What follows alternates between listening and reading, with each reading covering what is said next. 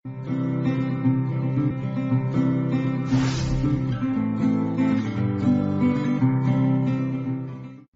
हम देखेंगे integrated rate law या इक्वेशंस, और उसकी शुरुआत हम करेंगे जीरो ऑर्डर से। ठीक है, जीरो ऑर्डर रिएक्शन से हम इंटीग्रेटेड रेट लॉस को पढ़ना शुरू करेंगे। क्या होता है भाई एक zero order reaction? For a reaction where the chemical equation is the form, हम कोई भी एक रैंडम रिएक्शन डिफाइन करें, ए गिविंग प्रोडक्ट्स, तो जीरो ऑर्डर रिएक्शन में क्या होता है कि जो रेट होती है रिएक्शन की, वो अनचेंज्ड होती है ड्यूरिंग द होल रिएक्शन। मतलब ये कॉन्सेंट्रेशन ऑफ रिएक्टेंट्स या प्रोडक्ट्स, किसी के भी कॉन्सेंट्रेशन, किसी के भी एक्टिव मास वगैरह से ये क्या है, चेंज नहीं हो रही। ये सबसे इंडिपेंडेंट है, जो शुरुआत में थी वही एंड तक रहेगी। रेट जो है वो कांस्टेंट है। क्या है? रेट कांस्टेंट है। ठीक है, तो अपन देखते हैं मैथमेटिकली इसका क्या मतलब है। चलो अगर हम ग्राफ प्लॉट करें तो ये ग्राफ ऐसा है, आप देख सकते हो मैं कॉन्सेंट्रेशन बढ़ा रहा हूं रिएक्टेंट का इस डायरेक्शन में, तो भी रेट को कोई फर्क नहीं पड़ रहा, रेट यहां पे कांस्टेंट चल रही है। ठीक है, तो रेट कॉन्सेंट्रेशन या एक्टिव मासेस के साथ चेंज नहीं हो रही, वो कांस्टेंट चल रही है। ऐसे जो रिएक्शन होते हैं वो कहलाते हैं जीरो ऑर्डर रिएक्शन। ठीक है, अगर हम मैथमेटिकली लिखें तो रेट किसके बराबर हो गई भाई, minus D A by D T. यहां पर ये लिखा है minus D A by D T is equal to K A की पावर एक्स होता है। यहां पे एक्स कितना है, ऑर्डर कितना दे रखा है हमको, एक्स हमको दे रखा है 0। तो ये तो किसके बराबर हो गया, ये बराबर हो गया ए की पावर 0, 1 के बराबर। तो ये पूरी टर्म बराबर हो गई 1 के। सो बेसिकली रेट बराबर हो गया के। ठीक है, बात समझ में आई? रेट किसके बराबर हो गया, रेट कांस्टेंट के। और रेट कांस्टेंट तो कांस्टेंट होता है, तो वो तो एंड तक कांस्टेंट चलता जाएगा। तो अगर हम दोनों तरफ अगर इंटीग्रेशन कर दें, सो ये तो 1 का इंटीग्रेशन हो जाएगा। So rate is equal to K is equal to C naught minus C T upon T. ठीक है, ये कैसा आया भाई, आप इस क्वांटिटी का अगर आप इंटीग्रेशन करोगे तो यहां पे तो कुछ नहीं है, यहां पे क्या आ जाएगा, ए का initial concentration, so minus C T final concentration है, माइनस सी नॉट। ठीक है, कांस्टेंट फंक्शन का इंटीग्रेशन कर रहे हैं, यहां पे 1 का इंटीग्रेशन हो रहा है यहां बेसिकली। ठीक है, यहां पे भी 1 का इंटीग्रेशन हो रहा है, इज इक्वल टू के T2 minus T1। T2 minus T1 को हम T बोलते हैं जनरली। सो ये क्या हो जाएगा, C naught minus C T is equal to K T. और जब हम T को नीचे लाएंगे तो आपके पास ये फॉर्मूला आ जाएगा। क्यों? क्योंकि रेट जो है वो हमने K के बराबर निकाली थी यहां पे। ठीक है, सो रेट बराबर आया था R इज इक्वल टू के आया था, और K बराबर आया C naught minus C T upon T K. तो जीरो ऑर्डर के लिए अगर आपको निकालना है कि एक पर्टिकुलर टाइम पे सीटी कितना है, तो आप इस वाले फॉर्मूला से निकाल सकते हो। आपको जो है सी नॉट जनरली गिवन होता है, रेट कांस्टेंट गिवन होता है, आपसे पूछा जाता है कि अब इस टाइम पे आप कॉन्सेंट्रेशन बताओ। ये एक तरीका हुआ सवाल पूछने का। दूसरा तरीका आपको क्या पूछा जा सकता है कि भाई एक पर्टिकुलर टाइम पे कॉन्सेंट्रेशन इतना हो गया, तो फिर बताओ कि वो टाइम कौन सा है। ठीक है, तो एक चीज को वेरिएबल रखेंगे, बाकी सारी चीजों को दे देंगे। हमारे पास यहां पे है क्या क्या, सी नॉट, सी टी, के और टी। तो इसमें से 3 चीज आपको दी जाएगी, एक चीज आपको वेरिएबल रखी जाएगी। या फिर जो 3 चीज आपको दी गई है, या तो वो डायरेक्टली दे सकते हैं कि भाई सी नॉट की वैल्यू इतनी, सी टी की वैल्यू इतनी, के की वैल्यू इतनी, अब निकालो आप टी। या फिर इनडायरेक्टली भी दे सकते हैं, कुछ भी हो सकता है, पर फॉर्मूला यही लगेगा क्योंकि जीरो ऑर्डर काइनेटिक्स है। सिंपल फंडा है, रेट कांस्टेंट है, सिंपल। चलो, तो अगर अब हम इसका ग्राफ देखें, इसको यहां से हटाते हैं। अब अगर आप इसका ग्राफ देखोगे और ग्राफ में आपसे पूछा जा रहा है कि concentration of R with respect to time, ये क्या होगा भाई, इनिशियली तो बहुत ज्यादा होगा जब तक रिएक्शन चालू नहीं हुआ, फिर धीरे धीरे धीरे धीरे क्या होता जाएगा, ये आर मतलब रिएक्टेंट है, रिएक्टेंट खत्म होता जाएगा। कितनी रेट से खत्म होएगा, कांस्टेंट रेट से खत्म होएगा। मतलब जो ग्राफ बनेगा यहां पे एक स्ट्रेट लाइन बनेगी, और स्ट्रेट लाइन बनेगी कैसी, ऐसी बनेगी। ठीक है, हम किसके किसके लिए प्लॉट कर रहे हैं, देखो हमारा y क्या है, हमारा जो y है वो है ct। सो इस रिएक्शन को अगर हम देखें, सो हम कुछ भी मान लेते हैं इसको, mx is equal to some constant minus y, कुछ ऐसी लाइन बन जाएगी। ठीक है, तो एक स्ट्रेट लाइन है with a negative slope, straight line with a negative slope आपको यहां पे दिख रहा है, और इसकी जो स्लोप है वो क्या है, वो है m रेट के बराबर है इसकी जो स्लोप है। ठीक है, so k is equal to minus slope of the straight line. Simple, चले आगे। और यही रेट के बराबर है। तो इस स्ट्रेट लाइन का भी आपको ग्राफिकली भी दे रखा होता है, मतलब बेसिकली आपको ये एंगल दे देंगे और पूछ लेंगे रेट कितनी है, तो इसकी tan थीटा की वैल्यू निकाल लेना, वो रेट के बराबर हो जाएगा। ठीक है, पर माइनस साइन के साथ मल्टीप्लाई भी करना है। रेट को आपको हमेशा ही पॉजिटिव रखना है, ये अपने गांठ बांध के रख लो, रेट हमेशा पॉजिटिव होगी। तो आप tan थीटा की वैल्यू निकालें, उसको माइनस से मल्टीप्लाई करें तो आपके पास क्या आ जाएगी, आपके पास आ जाएगी रेट। आगे चलें, चलो, तो ये इंपॉर्टेंट है, यहां पे अपना सारा फोकस रखें। k is equal to C naught minus C T upon T, याद करने की पर कोई जरूरत नहीं है क्योंकि हम आराम से डिराइव कर सकते हैं कभी भी। हमारे लिए सबसे सिंपल तरीका क्या है, हमारे लिए सबसे सिंपल तरीका है ये वाला approach, minus D A by D T, ये रेट ऑफ डिसअपियरेंस है, इज इक्वल टू के इंटू जो भी है कॉन्सेंट्रेशन ऑफ ए की पावर एक्स, यहां पे ऑर्डर 0 है, सो ये वो कांस्टेंट हो जाएगा। दोनों तरफ आप इंटीग्रेशन का साइन लगा दो, ठीक है, dt को ऊपर खुदा के ले जाओ, इंटीग्रेशन कर दो, यहां पे ये हो गया और आपके पास फॉर्मूला जाएगा, इतना सिंपल। चलो, तो kt को हम क्या लिख सकते हैं, C naught minus C T, C T हो गया मेरा C naught minus K T. तो अब आप ये देख सकते हो कि जैसे जैसे टाइम बढ़ेगा कॉन्सेंट्रेशन जो है रिएक्टेंट की वो कम होती जा रही है। सही बात है, रिएक्टेंट ही तो प्रोडक्ट में बन रहा है, रेट कांस्टेंट है तो प्रोडक्ट बनता जाएगा और रिएक्टेंट खत्म होता जाएगा, वही हमको यहां पे दिख भी रहा है। और देखो अब यहां पे ये बहुत इंपॉर्टेंट बात है, ये इंपॉर्टेंट बात है कि K का जो यूनिट है वो रेट के ही जैसा है। रेट का यूनिट क्या होता है भाई, मोल पर लीटर पर सेकेंड। भाई कितने मोल जो हैं वो खत्म हो रहे हैं 1 लीटर के कंटेनर में पर सेकेंड, ये रेट का यूनिट होता है। और यहां पे हमारे पास K किसके बराबर आया, K के बराबर आया, मतलब जो रेट का यूनिट है वही K का यूनिट है।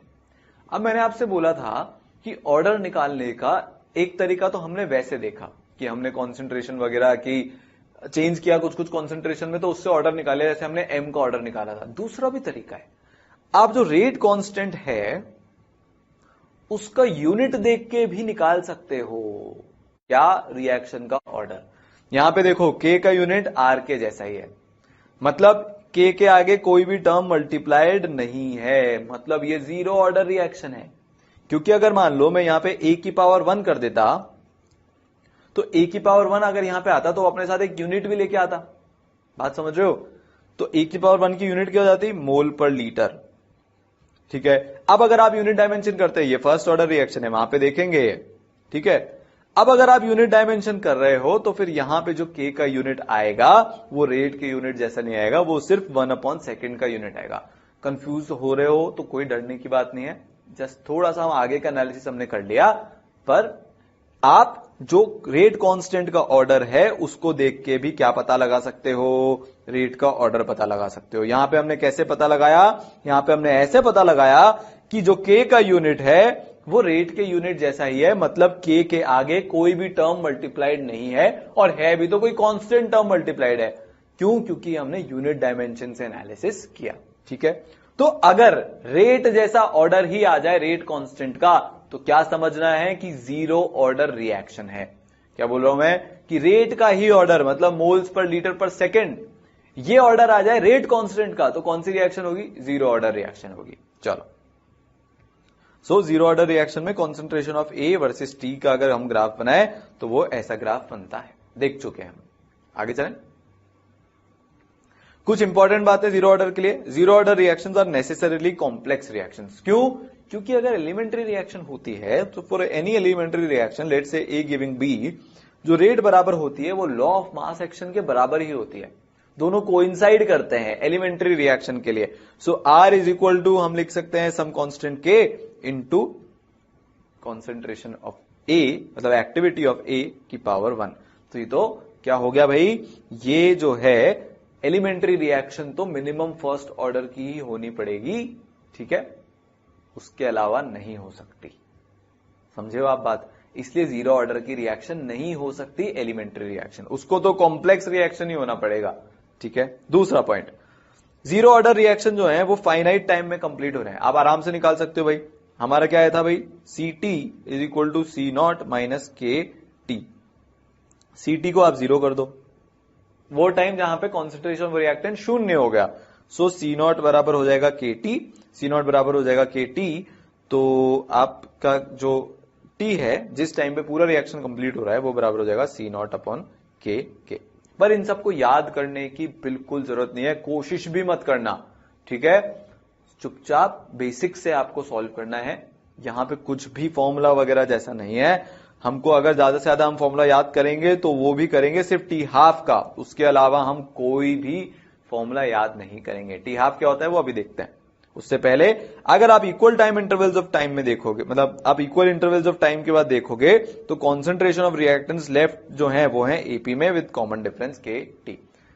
फॉर एग्जाम्पल मान लो हम देख रहे हैं 1 सेकेंड, 2 सेकेंड, 3 सेकेंड पे, ठीक है। तो क्या होता है, हमको क्या पता है भाई, C T is equal to C naught minus K T, ठीक है।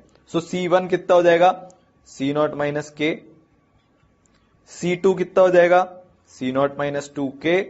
और C3 कितना हो जाएगा, सी नॉट माइनस 3K।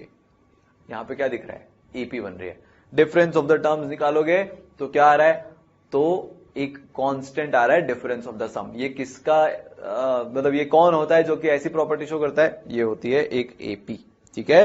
तो यहां पे क्या बन रही है, एक एपी बन रही है। इक्वल टाइम इंटरवल्स में एपी में रिएक्टेंट्स खत्म हो रहे हैं, एपी बना के रिएक्टेंट्स खत्म हो रहे हैं, ठीक है।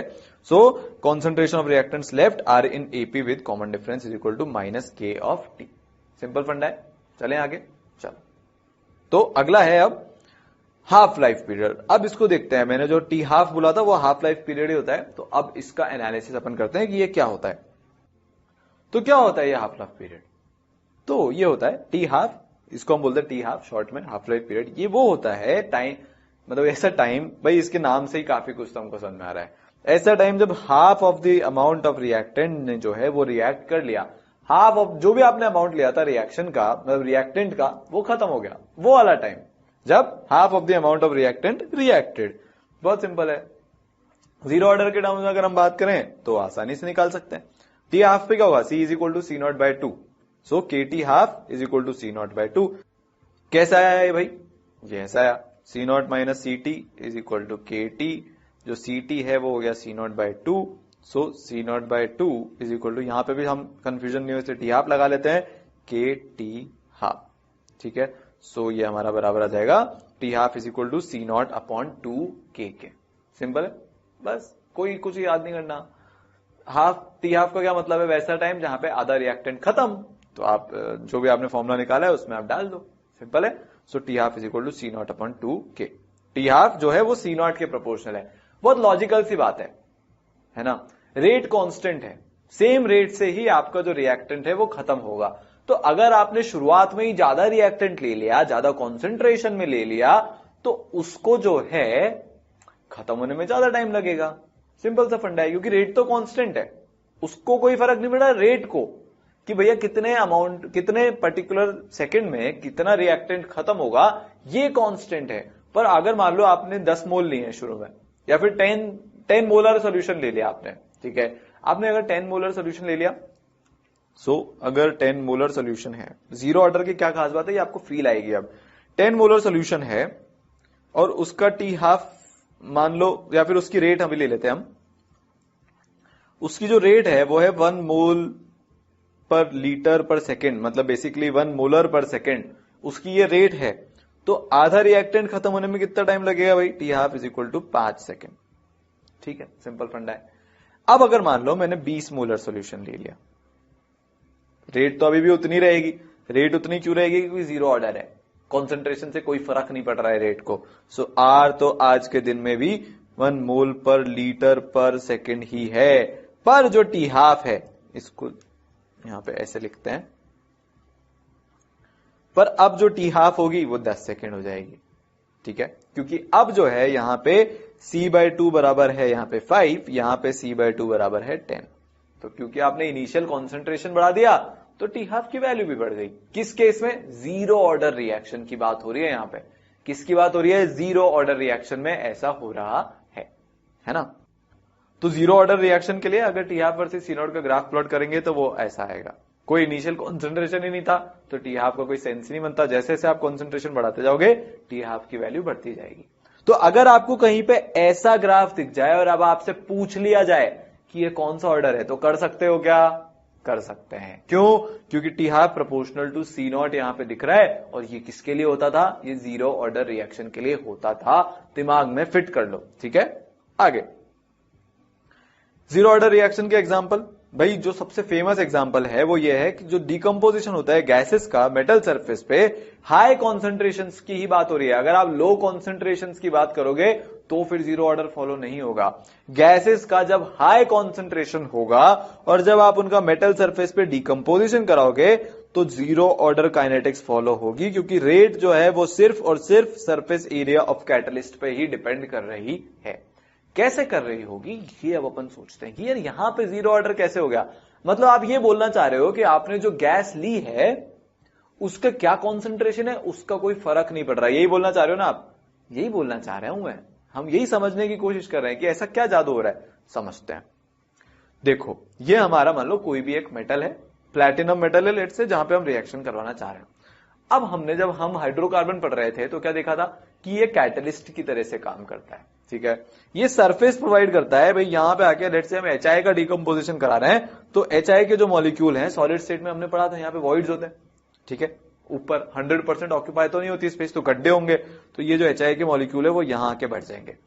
इंपॉर्टेंट इंफॉर्मेशन क्या है कि कॉन्सेंट्रेशन बहुत हाई होना चाहिए है। अब देखो गैस का कॉन्सेंट्रेशन तो बहुत हाई है, पर जो आपने मेटल लिया है, जो मेटल की साइड्स हैं, साइड जो हैं वो लिमिटेड अमाउंट में है। तो लेट्स से कि अगर हमने 1000 मॉलिक्यूल लिए हैं, 1000 मॉलिक्यूल लिए हैं, पर जो मेटल साइड्स हैं वो सिर्फ 100 ही अवेलेबल है। तो अब आप चाहे 1000 मॉलिक्यूल लो, चाहे आप 2000 मॉलिक्यूल लो, चाहे आप 3000 मॉलिक्यूल लो, कॉन्सेंट्रेटेड सोल्यूशन की बात हो रही है, उससे कोई भी फर्क नहीं पड़ेगा, क्योंकि जो रिएक्शन है वो एक बार में 100 अवेलेबल साइड्स पे ही हो सकता है, ठीक है। रिएक्शन की रेट बढ़ेगी कब? जब मैं साइड्स को 100 से 200 कर दूं। पर अगर मैं 1000 मॉलिक्यूल से 2000 मॉलिक्यूल करूंगा तो रिएक्शन की रेट को कोई फर्क नहीं पड़ेगा। क्यों? क्योंकि भैया साइड्स ही 100 अवेलेबल हैं। समझ रहे हो आप बात? ये ट्रेन में जाने जैसा है। ट्रेन की सीट्स लिमिटेड है। कोटा से लेट से मुंबई जाना है तो ट्रेन की कैपेसिटी फॉर एग्जांपल 1000 मान लेते हैं, तो 1000 लोग ही जा सकते हैं ना। अब चाहे लोग 5000 हो चाहे 10,000 हो, कोटा से मुंबई कितने जा सकते हैं? अगर भारत में तो मेरे को पता नहीं भैया, जनरल डिब्बे में बहुत सारे घुस जाते हैं, पर अगर लेट से कि 1000 सीट पे 1000 ही लोग बैठे हैं तो वो अजम्पशन लेना पड़ेगा। अगर 1000 सीट पे 1000 ही लोग बैठे हैं तो चाहे लोग 10,000 हो, चाहे 1 लाख हो, चाहे 10 लाख हो, जाएंगे तो सिर्फ उस ट्रेन से 1000 लोग ही। तो यहां पे रिएक्शन की रेट को कौन गवर्न कर रहा है? अगर मैं ट्रेन की कैपेसिटी 2000 कर दूंगा तो 2000 चल जाएंगे, पर जब तक ट्रेन की कैपेसिटी 1000 है, जो हमारे लोग हैं वो कितने भी आप बढ़ा लो, 10,000, 20,000, 30,000 कर लो, उस पर डिपेंडेंस नहीं आएगा, ठीक है। कुछ लोग के मन में आ रहा होगा सर हम एक काम करते हैं, लोगों को 1000 से कम कर लेते हैं। वो आप जैसे लोगों के जिसके मन में आ रहा होगा, उसी के लिए मैंने इतना यहां पे वो किया था फोकस कि कॉन्सेंट्रेटेड सॉल्यूशन होना चाहिए, हाई कॉन्सेंट्रेशन पे होना चाहिए।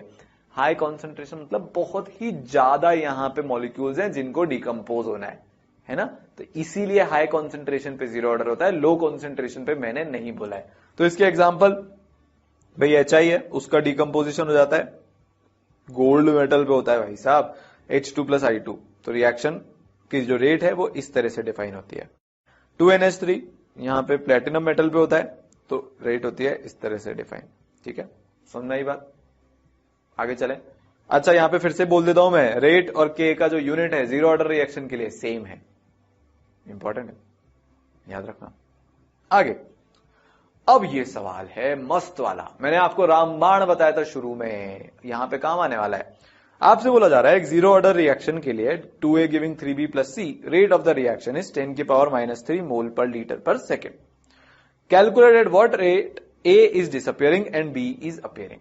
सबसे पहले आप क्या करो, इसको इस तरह से लिख लो, A B C। सवाल सॉल्व करने का मेथड बता रहा हूं। यहां पे आप लिखो ROR, सबसे इंपॉर्टेंट तगड़ी क्वांटिटी है ROR। ROR किसके बराबर है? ROR बराबर है 10⁻³ के, यूनिट्स मोल पर लीटर पर सेकेंड के बराबर है, ठीक है। तो जो A की रेट है वो हमने क्या देखा था, वो बराबर हो जाएगी ROR इंटू A का कोफिशिएंट।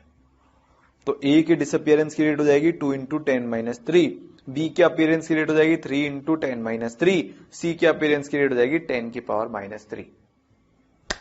अब समझ में आए पावर रेट ऑफ रिएक्शन की। आपको रेट ऑफ रिएक्शन दे रखी थी, आपने फटाफट से जो है क्या किया, ए के स्टाइशियोमेट्रिक कोफिशिएंट के साथ मल्टीप्लाई कर दिया तो उसके डिसअपियरेंस की रेट आ गई, बी के स्टाइशियोमेट्रिक कोफिशिएंट से मल्टीप्लाई कर दिया तो उसके अपीयरेंस की रेट आ गई, सी के स्टाइशियोमेट्रिक कोफिशिएंट से मल्टीप्लाई कर दिया तो उसके अपीयरेंस की रेट आ गई। और ये हुआ कैसे, ये हमको पहले से ही पता है। क्यों? क्योंकि हमको ये पता है कि जो आर की वैल्यू होती है वो बराबर होती है -dA/dt अपॉन उसका स्टाइशियोमेट्रिक कोफिशिएंट जिसको हम ए बोल देते हैं, ये बराबर होती है dB/dt अपॉन स्टाइशियोमेट्रिक कोफिशिएंट उसको बी बोल देते हैं, बराबर होती है dC/dt अपॉन सी के। यहीं से तो ये रिलेशन आया है। तो आप A इंटू आर करोगे अगर, तो यहां पे हम देख सकते हैं AR is equal to -dA/dt, और dA/dt माइनस dA/dt क्या है, रेट ऑफ डिसअपियरेंस ऑफ ए, इसको हम लिख देते हैं RODA। तो इसीलिए जब भी कोई क्वेश्चन सॉल्व करना हो तो आप सबसे पहले रेट ऑफ रिएक्शन निकाल लें, फिर उसके बाद जो है हम आगे बढ़ेंगे रेट ऑफ रिएक्शन निकालने के बाद। ठीक है, तो आपको यहां पे क्या पूछा है, पहला तो आपका वैसे ही सॉल्व हो गया। क्या है पहला, कि किस रेट पे ए डिसअपियर हो रहा है, तो वो रेट हमारी हो गई ये, ए इस रेट पे डिसअपियर हो रहा है। किस रेट पे बी बन रहा है, तो बी की रेट हो गई ये। ठीक है, किस रेट पे सी अपीयर हो रहा है, वो हो गई ये। अब आप इसको लॉजिकली अगर सोचने की कोशिश करोगे तो हमको क्या दिख रहा है कि जब 2 मोल्स ऑफ ए या 2 मॉलिक्यूल्स ऑफ ए कंज्यूम होंगे तब जाके एक सी का मॉलिक्यूल बनेगा। इसका मतलब जो ए की डिसअपियरेंस की रेट है वो सी की अपीयरेंस की रेट के डबल है। स्टाइशियोमेट्री से सिंपल हमको यहां पे दिख रहा है, वही यहां पे रिफ्लेक्ट भी हो रहा है। ए के डिसअपियरेंस की जो रेट है वो 2 टाइम्स है सी की अपीयरेंस की रेट के।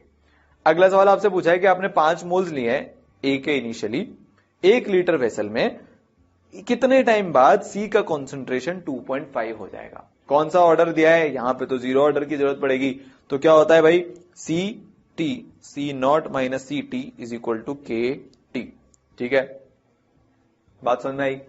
अच्छा, अब रेट कांस्टेंट कैसे पता लगाएंगे हम, भैया रेट कांस्टेंट तो किसके बराबर है, यहां पे सोचो जरा, रेट कांस्टेंट है रेट ऑफ रिएक्शन के बराबर। ठीक है, पर इसको इस अप्रोच से नहीं करेंगे हम, अभी तो हमारे पास बहुत आसान अप्रोच है। वो क्या है, देखो ए के आपने कितने मोल्स लिए, 5 मोल्स 1 लीटर वेसल में, मतलब ए का इनिशियल कॉन्सेंट्रेशन किसके बराबर हो गया, 5 मोलर के बराबर हो गया। ठीक है, आपसे पूछा जा रहा है कि सी का कॉन्सेंट्रेशन 2.5 कितने टाइम बाद हो जाएगा। इसका मतलब आपको जो है सी के कॉन्सेंट्रेशन 2.5 मतलब उसके मोल्स भी 2.5, क्योंकि 1 लीटर का वेसल है। इसका मतलब आपको जो सी के मोल्स चाहिए, इसको हम सी फाइनल लिख लेते हैं, सी फाइनल इज इक्वल टू 2.5। अच्छा मेरे को एक बात बताओ, सी के बनने की रेट कितनी है, 10-3 moles per litre per second, इतनी है सी के बनने की रेट। और आपको सी फाइनल क्या पता है, 2.5, ये तो मोल्स है, कॉन्सेंट्रेशन की टर्म्स में अगर निकालेंगे अपन तो ये बराबर हो जाएगा 2.5 मोल्स पर लीटर। सो 2.5 मोल्स पर यहां पे आ गया लीटर। बस अब सिंपल है, तो आपको ये निकालना है 2.5 moles per litre is equal to 10⁻³ mole per litre second into T. ठीक है, यही तो हमको निकालना है। तो मोल पर लीटर से मोल पर लीटर कैंसिल हो गया, 10-3 उचक के नीचे आया, सेकेंड उचक के ऊपर गया। तो अगर आप इसको सॉल्व करोगे सो 2.5 इंटू 10-3 नीचे आएगा, so 2.5 upon 10⁻³ is equal to 2.5 into 10⁻³। Unitary method लगा लिया हमने तो भैया, बहुत ही बढ़िया। इतना सेकेंड ये बराबर हो गया टाइम के जिसमें सी बनेगा। ठीक है, बात समझ में आई। अब यहां पे आपको एक और इंटरेस्टिंग बात बताता हूं, ठीक है ना। ये हमने क्या किया, यहां पे ये जो 2 इंटू 10⁻³ है उसको हम ये नहीं लिख सकते 2 इंटू ROR, यहां पे ये हो गया 3 इंटू ROR, यहां पे ये हो गया 1 इंटू ROR के बराबर। ठीक है, उसके स्टाइशियोमेट्रिक कोफिशिएंट से मल्टीप्लाई कर दिया। अच्छा, अब मैं ROR को क्या लिख सकता हूं, रेट ऑफ रिएक्शन को, जरा सोचो। मैं रेट ऑफ रिएक्शन को ये लिख सकता हूं ना, ROR को मैं क्या लिख सकता हूं, मेरी रेट ऑफ रिएक्शन होती है K into concentration of A raise to the power उसका ऑर्डर जिसको हम बोल देते हैं X। ठीक है, यहां पे अभी X की वैल्यू कितनी है, X की वैल्यू है 0। तो चलो अब जो है हम A B C तीनों की रेट ROR की टर्म्स में लिखते हैं और ROR को हम इससे रिप्लेस कर देंगे। मैं क्या बोल रहा हूं यहां पे, वापस से अगर अपन A लिखें, B लिखें, C लिखें, तो जो इनकी रेट है वो है 2 इंटू ROR, 3 इंटू ROR और 1 इंटू ROR। ठीक है, ROR की हमने वैल्यू क्या निकाली, 2 into minus of DA by DT, नहीं हम इसको ऐसे नहीं लिखेंगे, ROR की हमने वैल्यू निकाली थी K A की पावर 0, K A की पावर 0। तो नेट रेट कितनी हो गई यहां पे 3 इंटू K A की पावर 0, क्योंकि ROR की वैल्यू कितनी है, ROR is equal to K यहां पे A की पावर 0। सब जगह आप रिप्लेस कर दो 1 इंटू K A की पावर 0। ठीक है, बात समझ में आई। तो इसका मतलब आप समझ रहे हो कि यहां पे जो है अगर हम रेट को देखें तो ये वाली क्वांटिटी, ये वाली क्वांटिटी, ये वाली क्वांटिटी सब में क्या है, सेम है। तो अब कई जगह पे आपको क्या दिखेगा कि ये जो 2 इंटू के है ना, इसको बहुत सारे लोग बोल देते हैं कॉम्प्लिकेटेड करने के लिए के ए इंटू दिस, 3 इंटू के को बोल देते हैं के बी इंटू दिस, और 1 इंटू के को के सी इंटू दिस। ठीक है, बात समझ में आई। तो के ए की वैल्यू कितनी हो गई, 2k के बराबर, के बी की वैल्यू कितनी हो गई, 3k के बराबर, और के सी की वैल्यू कितनी हो गई, k के बराबर। सो बेसिकली जो के ए है वो किसके बराबर है भाई, जो रेट कांस्टेंट था, रिएक्शन रेट कांस्टेंट। ये जो k है भाई, यहां पे जो k है ये क्या है, रेट कांस्टेंट ऑफ रिएक्शन। तो इससे अब हम क्या निकाल सकते हैं, K A is equal to 2 into rate constant of reaction 2k। यहां पे क्या निकल जाएगा, के B is equal to 3k और के सी इज इक्वल टू 1k। तो जो रेट कांस्टेंट है किसका भाई, जो रिएक्टेंट जो डिसअपियर हो रहा है या फिर कोई भी रिएक्टेंट हो, प्रोडक्ट हो, जो रेट कांस्टेंट है उनके रिस्पेक्ट में वो कितना होगा, जो रिएक्शन का रेट कांस्टेंट है इनटू उसका स्टाइशियोमेट्रिक कोफिशिएंट। तो अगर मैं यहां पे आपको कोई भी एक रैंडम रिएक्शन दे दूं, जैसे मान लो मैंने आपको रिएक्शन दी 3A giving 4B plus C, तो अब आपसे कोई ये पूछ ले कि भैया A के रिस्पेक्ट में रेट कांस्टेंट क्या होगा, तो आप क्या बोलोगे, 3 इंटू रिएक्शन का रेट कांस्टेंट। B के रिस्पेक्ट में रेट कांस्टेंट क्या होगा, B के रिस्पेक्ट में रेट कांस्टेंट होगा 4 इंटू रिएक्शन कांस्टेंट। C के रिस्पेक्ट में रेट कांस्टेंट क्या होगा, 1 इंटू रिएक्शन कांस्टेंट। ये किसके बराबर है, ये बराबर है मेरा के ए के, ये बराबर है मेरा के बी के, और ये बराबर है मेरा के सी के। ठीक है, तो अगर आपको कहीं पे के बी के ए ये दिखें तो कोई टेंशन लेने वाली बात नहीं है। सबसे पहले तो आप रेट ऑफ रिएक्शन की टर्म्स में इनको लिख लो। ठीक है, कोई भी आपको चीज रखिए, अभी अपन अगला सवाल भी करेंगे। सबसे पहले आप रेट ऑफ रिएक्शन की टर्म्स में लिखो, फिर जिसकी भी आपको रेट निकालने के लिए बोला हो उसको क्या करो, स्टाइशियोमेट्रिक कोफिशिएंट से मल्टीप्लाई कर दो। आपको यहां पर अगर ए की रेट निकालने के लिए पूछा है तो वो हो जाएगा 3 into rate of reaction, B की रेट निकालने के लिए पूछा है 4 into rate of reaction, C की रेट निकालने के लिए पूछा है 1 इंटू रेट ऑफ रिएक्शन। तो जैसे ये अगला सवाल जो है वो आपको करना है जीरो ऑर्डर रिएक्शन के लिए। अब आपने इन्होंने थोड़ा सा आपको घुमा दिया है, यहां पे इन्होंने आपको रेट ऑफ रिएक्शन नहीं दिया, रेट ऑफ डिसअपियरेंस ऑफ ए दिया है 6 इंटू 10 की पावर -3 मोल पर लीटर पर सेकेंड, और आपका रिएक्शन है 3A giving 4B plus 2C। आपको यह निकालना है कि किस रेट से ए डिसअपियर हो रहा होगा, किस रेट से बी अपियर हो रहा होगा, और अगर आपने शुरू में 15 मोल लिए हैं ए के 1 लीटर की वेसल में, तो कितने टाइम बाद कॉन्सेंट्रेशन जो है सी का वो 10 हो जाएगा, ये आपको निकालना है। तरीका क्या है, पहले रेट ऑफ रिएक्शन निकालो, रेट ऑफ डिसअपियरेंस ऑफ ए की टर्म्स में मत करना। रेट ऑफ डिसअपियरेंस ऑफ ए से रेट ऑफ रिएक्शन आप कैसे निकालोगे, जो रेट ऑफ डिसअपियरेंस ऑफ ए है वो रेट ऑफ रिएक्शन इनटू उसका स्टाइशियोमेट्रिक कोफिशिएंट के बराबर है। तो अब रेट ऑफ रिएक्शन निकालो।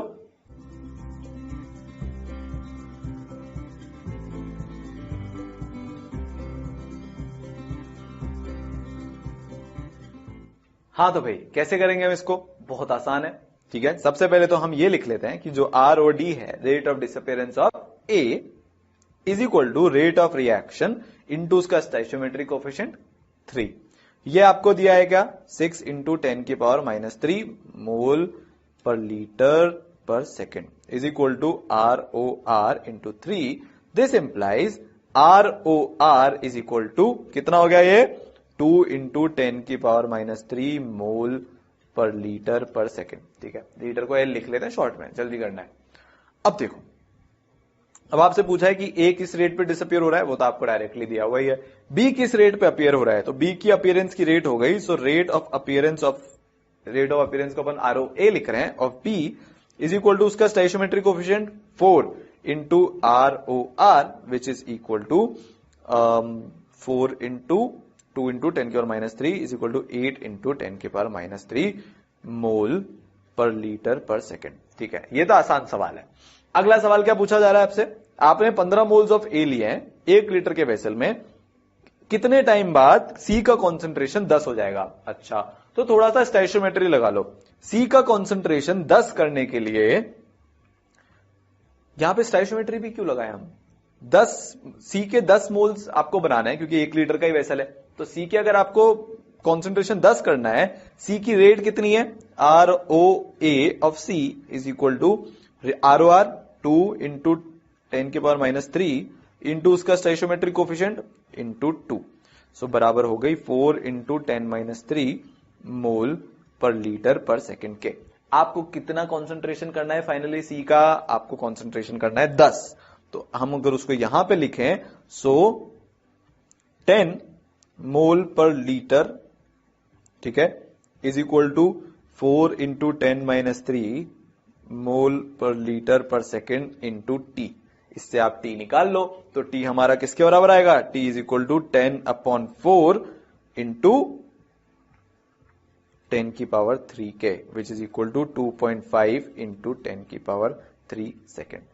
ऐसे मत कर लेना कि हर बार सी का कोई आंसर 2.5 इंटू 10 की पावर 3 आएगा, कोइंसिडेंस से आया है यहां पे। ठीक है, ऐसे नहीं आ गया है कि हाँ भाई हर बार ऐसे ही आएगा। ठीक है, तो ये तरीका हुआ। प्रोसेस क्या है, सबसे पहले रेट ऑफ रिएक्शन निकालो, उसके बाद जो भी आपसे पूछा है, सी के बारे में पूछा हो, बी के बारे में पूछा हो, उनको रेट ऑफ रिएक्शन की टर्म्स में लिख के सॉल्व कर लो। ये ही सबसे बढ़िया तरीका है। आपस में एक दूसरे की टर्म्स में सॉल्व करोगे तो प्रॉब्लम होगी।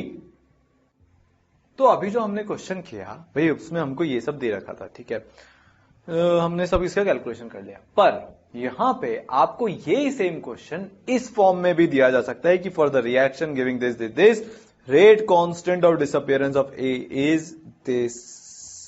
ठीक है, तो अब यहां पे आपने जो कैलकुलेशन करी है वो आप कैलकुलेशन कर सकते हो कि नहीं कर सकते, ये किस पे डिपेंड करेगा, ये ऑर्डर पे डिपेंड करेगा। ठीक है, क्योंकि भाई अगर मान लो ऑर्डर 0 नहीं होके कुछ और हो गया, तो रेट हमेशा थ्रू आउट कॉन्स्टेंट नहीं आएगी, वो कॉन्सेंट्रेशन पे भी डिपेंड करेगी, किसके, ए के कॉन्सेंट्रेशन के। और जैसे जैसे ए डिसअपियर होगा वैसे वैसे रेट भी चेंज होगी। अभी हम फर्स्ट ऑर्डर सेकंड ऑर्डर में देखेंगे। तो इस इंफॉर्मेशन से जब भी ऐसे कोई क्वेश्चन हो जहां पे आपके पूछा जाएगा कितने टाइम बाद कितना बचेगा कितना बनेगा, सबसे पहले हमको रेट का ऑर्डर डिफाइन करना पड़ता है, सबसे पहले हमको ऑर्डर फाइंड आउट करना पड़ता है। यहां पे हम ऑर्डर कैसे फाइंड आउट करें, कोई इंफॉर्मेशन ही नहीं है हमारे पास कि है क्या इंफॉर्मेशन है, ये इंफॉर्मेशन है। रेट कांस्टेंट का आपको ऑर्डर दिया है। रेट कांस्टेंट का ऑर्डर क्या है, जो रेट कांस्टेंट है उसका जो ऑर्डर है वो है मोल पर लीटर सेकेंड। और ये किसका ऑर्डर होता है, ये ऑर्डर होता है रेट का। सो ऑर्डर ऑफ, मतलब ये ऑर्डर नहीं, ये यूनिट होते हैं रेट के, ऑर्डर क्या। So these are units of rate. तो इसका मतलब रेट जो है रेट कांस्टेंट के बराबर है। और ऐसा कौन से रिएक्शन में होता है, कौन से ऑर्डर के रिएक्शन में होता है, ऐसा होता है 0 ऑर्डर के रिएक्शन में। तो इसका मतलब ये जो रिएक्शन है ये एक 0 ऑर्डर का रिएक्शन है। कौन से ऑर्डर का रिएक्शन है, ये 0 ऑर्डर का रिएक्शन है। फिर जो अभी तक हमने पिछली बार किया था, पिछले क्वेश्चन में जो हमने किया था वो ही आप कर सकते हो, कंटिन्यू कर सकते हो। आपने ऑर्डर आइडेंटिफाई कर लिया है। तो ऑर्डर आइडेंटिफाई करने का एक बहुत अच्छा तरीका होता है कि अगर आपको रेट कांस्टेंट के यूनिट्स दे रखे हैं, अभी फर्स्ट ऑर्डर में हम कैसे रेट कांस्टेंट के यूनिट से रेट पे पहुंचेंगे वो देखेंगे, सेकंड ऑर्डर में भी ऐसे ही देखेंगे, ठीक है। nth ऑर्डर में जो है रेट कांस्टेंट का ऑर्डर भी हम देखेंगे, ठीक है। चलो, तो ये तो बात है जीरो ऑर्डर की। अब अपन चलते हैं आगे फर्स्ट ऑर्डर की तरफ।